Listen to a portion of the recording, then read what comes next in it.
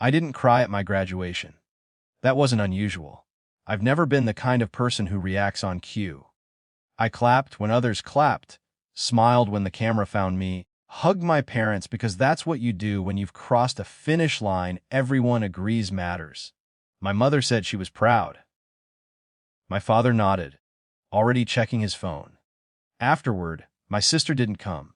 She texted something about traffic, then posted a photo later from a cafe with friends. I didn't feel hurt. That kind of absence had been normal for years. She was always somewhere else, being taken care of by life in ways never quite understood. That evening, back in my apartment, I opened my laptop to pay bills. I always did it on the same day each month, a habit formed during my final year when my parents' finances started getting complicated. At first it was temporary help. Then it was just the way things were. Electricity, internet, property tax installment, mortgage contribution. I didn't resent it. Not actively. I told myself it was practical. I had a stipend. They had fluctuating income. I was the responsible one. Responsibility has a way of disguising itself as virtue when no one thanks you for it. The will came to me by accident. An email forwarded one step too far. A subject line that wasn't meant for my name. Legal language is sterile, which makes imbalance easier to digest. Percentages, assets, beneficiaries. My sister received the house, the savings, the land my grandfather bought decades ago. I received nothing, not even a symbolic line, not a watch, not a book, not a note acknowledging effort. At first I assumed there was a mistake. I reread it slowly. Then again, the way you reread instructions when something goes wrong and you're sure you followed them. Later that night, I called my mother. She didn't deny it. She didn't explain it either. She said, "You're independent. Your sister needs security." That sentence landed with a dull finality. Not cruel, just complete. After the call, I sat on the edge of my bed and thought about the past 5 years in small, unflattering fragments. Me picking up extra freelance work to cover, just this month. Me setting up autopay so they wouldn't forget deadlines. Me being told I was good with money, like that was a personality trait rather than labor. I wasn't angry. That surprised me. What I felt was a kind of administrative clarity, a recognition that I had confused love with maintenance. The next morning, I canceled the auto payments. Not dramatically, no speeches. I logged into each account and removed my card details. I didn't notify anyone, I didn't threaten or warn. I simply stopped doing a job I was never formally hired for. The silence afterward was almost peaceful. Weeks passed, no calls, no accusations, no sudden apologies. It confirmed something I hadn't wanted to admit. My role had been invisible. They noticed stability, not the person creating it. I focused on work. I paid my own rent.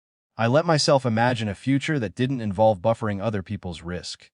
Then, near the end of the month, my phone buzzed. The mortgage is due. No greeting, no context. Just urgency wrapped in assumption. I stared at the message longer than necessary. I noticed how my body didn't tense the way it used to. There was no scramble, no instinct to fix. I typed, erased, retyped. Finally, I sent "I'm no longer covering household expenses. You'll need to handle it directly with the bank." 3 dots appeared. Disappeared. Reappeared. Asked Momi, "What do you mean?" I didn't reply right away. Not to punish her, to be accurate. I wanted to respond without emotion leaking into logistics. "I mean the payments stopped last month. I assumed you'd noticed." There was a long gap after that. Enough time for me to imagine them sitting at the kitchen table, paperwork spread out, the structure they relied on suddenly visible because it wasn't holding anymore. My father called. I let it ring. When I listened to the voicemail later, his voice was measured, strained. He said they were confused. That word again, as if this were an unexpected development rather than a delayed consequence. The next contact didn't come from them. It came from the bank.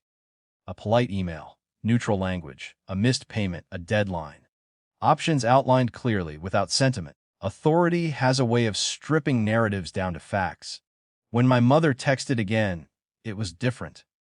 When Mom, the bank says the account is in arrears. They want to speak to whoever was paying before. I responded with the same restraint. You can tell them was voluntary support, not a contractual obligation. That was the moment, I think. The shift. When my absence stopped being emotional and became procedural. My sister called that evening. She sounded unsettled, not angry. She asked why I hadn't said anything. I didn't think I needed permission to stop, I said. She didn't argue. She didn't apologize either. She just said she hadn't realized how much I was doing. That was the closest thing to recognition I'd ever received, and it didn't feel like victory. It felt late. In the following weeks, things adjusted. The house didn't disappear overnight. My parents negotiated. Downsized and expectations. The world didn't end. It just stopped being padded by my quiet intervention. Our conversations changed tone. Requests were framed as questions now. Sometimes they didn't ask at all. I noticed a distance forming, not hostile, just factual. A recalibration of roles. Occasionally, guilt tried to surface. Not because I'd done something wrong, but because I'd done something different. We're taught that withdrawal is cruelty, even when extension was never reciprocal. On one quiet evening, I reread the will. This time, it didn't sting. It read like a document from a different era, describing a version of me who had assumed, not consulted. I closed the file. I didn't gain an inheritance.